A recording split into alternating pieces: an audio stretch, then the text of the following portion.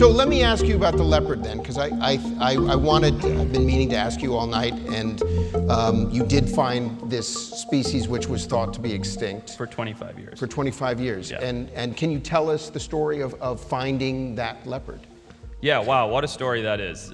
It's a story of lore and culture, and it's lengthy, but I'll condense it. On the island of Zanzibar, there was a leopard species known as the Zanzibar leopard that disappeared 25 years ago.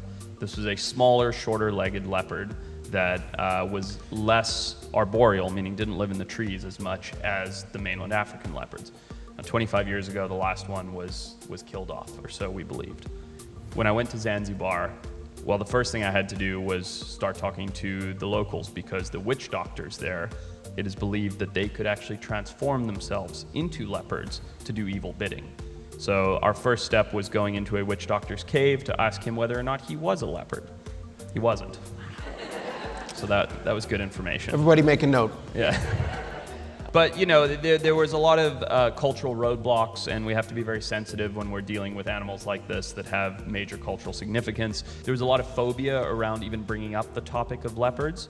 And what's interesting is this led me even more to believe that the animal could be there, because Western science had given up on it for the last 25 years. But listening to the locals talk and, you know, somebody say, hey, that guy down there is actually a leopard. Like, I saw him 3 nights ago. Now he's back to a person, but 3 nights ago he was a leopard doing evil bidding.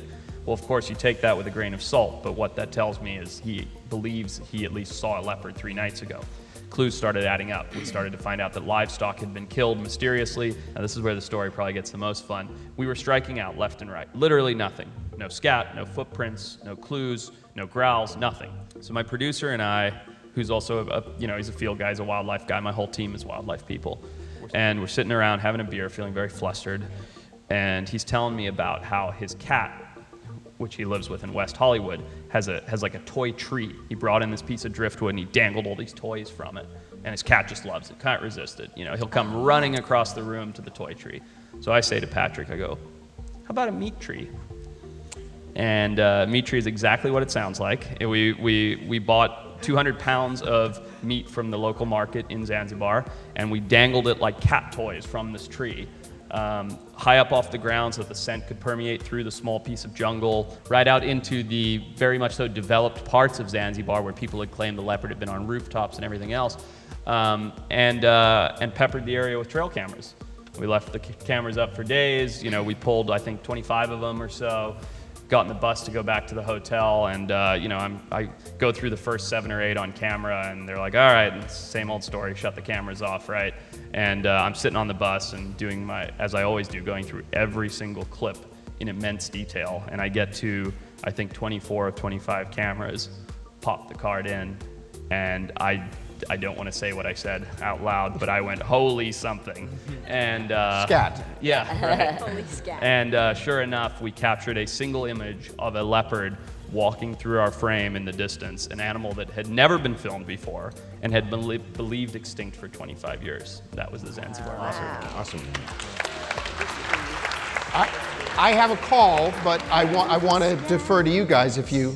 I feel like we need to do the epic Broadway musical, that maybe was with the your call, help so- of Meat Tree. Yes. The Meat Tree. Yeah, it feels. So, ladies and gentlemen, for the first and only time, The Meat the Broadway musical, The Meat Tree.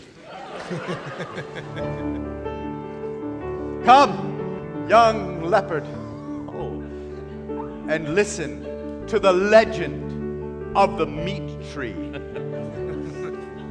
Somewhere there's a tree with meat like toys that hang for you to play and eat.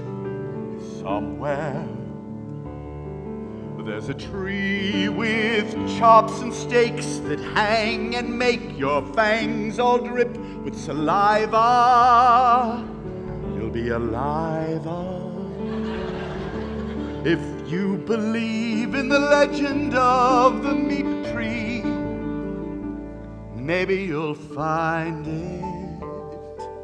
I was a young leopard once, and I looked and I looked. My time is done. You, young leopard, maybe you will find it.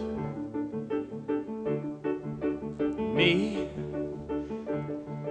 As a young leopard, it falls upon me to keep tradition alive. Don't go anywhere where you will be seen. Don't walk anywhere where you will be seen. Stay hidden. In order to survive, a young leopard must, in all instances, do 3 things. Number 1, stay camouflaged. Stay Number 2, camouflaged. if you were to go to urban environments, If stay you to the were to go rooftops. to urban environments, Stay to the rooftops. stay to the rooftops on top. And 3, 3, convince the locals that if you were seen, you were 3, really just convince their the locals neighbor. you will think 'cause you were just their neighbor. Meanwhile, I am the legendary Maitri, born of the dreams and fantasies of 2 Americans trying to capture a leopard, drinking beers and knocking their brains, trying to catch a leopard. Then they dreamed of me, the legendary Maitri, and now he is The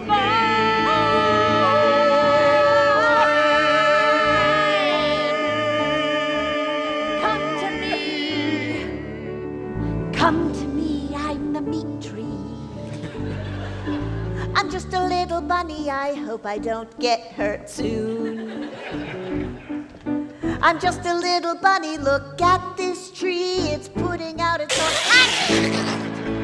More meat for the meat tree! More meat for the meat tree! That's what I do, I collect meat. Where is that leopard boy? The one thing that brings me joy, because I am the meat tree! In the middle of the night, there I found myself, with an aroma in the air I could not deny. It was a potpourri of the most wonderful scents. It was savory, spicy, sweet. The notes and flavor grabbed my face, all whiskers ablaze with intrigue. Go, dead rabbit! Dead rabbit. There was shank of lamb. There was sausage from Poland. There was steaks and flanks, cuts and ribeyes. But I'm a smart leopard. Oh, look, a camera. Nope. Must follow the scent. Oh, there's another camera. Excuse me, Mr. Witch Doctor. My elbow really hurts. Is there anything I should do for this? Yes. Why are you just growling at me? You sound like a leopard. Whew. This one's smart. He won't come near me. Must go near it. He's smart. I'm But smart, I'll make sure that although I he's fear seen. it. I'll move my branches. He'll be on camera number 24. Take And the they'll risk see and him. go. And he can't Take the risk hide and go. anymore.